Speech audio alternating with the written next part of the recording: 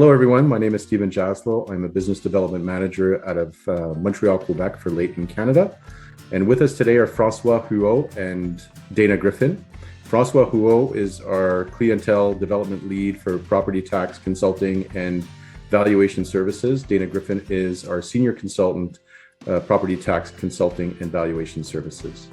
I want to start off by asking François a question regarding the Ontario assessment cycle. François, can you tell us a little bit about the deadline to file an appeal in Ontario? Excellent question, Stephen. So let me go back a little here. The assessment cycle in Ontario is typically of duration of 4 years. Currently, the assessment cycle has a reference date of January 1st, 2016 for taxation years 17, 18, 19, and 20. Now, because of the pandemic, the current pandemic, the Ministry of Finance of Ontario decided to extend the assessment cycle. Initially, it was to 2021, then 2022, and ultimately to 2023. So far, that's what we have as available information. And in Ontario, taxpayers enjoy an annual right of appeal. So every year, a taxpayer can file an appeal challenging their property taxes or the current assessed value of their property, and the deadline to do so is March 31st of each year. So in a few days, this opportunity to review property taxes for the year 2022 will close. If a taxpayer missed that deadline, not everything is lost. 2023 is still open for review.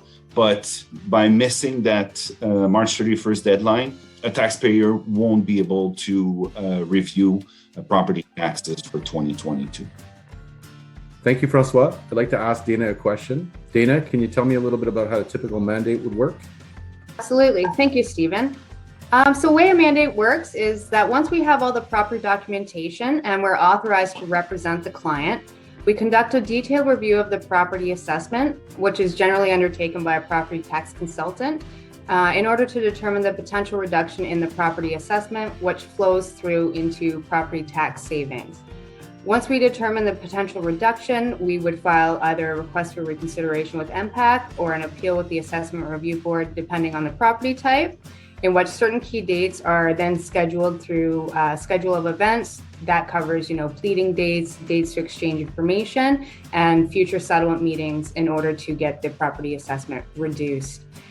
From there, if all those avenues don't work, what would ultimately happen is the Assessment Review Board would schedule a property tax hearing, a property assessment hearing, in which both parties plead their sides, and the board member would make the ultimate final determination of the assessed value. Thank you, Dayna. Could you also give us a concrete example of a company based in Toronto? Absolutely. So for a company based in Toronto, let's say, for example, that owns retail or industrial properties, those properties are assessed on basically looking at comparable sales in the direct vicinity of their property. So sales would be looked at that occurred between 2015 and 2016, right around the valuation date. And things such as zoning, building area, age, any land associated with that property would be reviewed in detail to see if the sales are indicating any sort of reduction. Based on those sales, we might see a reduction in the rate per square foot, that the assessment is too high, which would indicate a reduction that we would see. From there, there's a second step in the assessment test where we would also look at equity. So that's comparing the assessments to the sale prices of properties in the area or the municipality.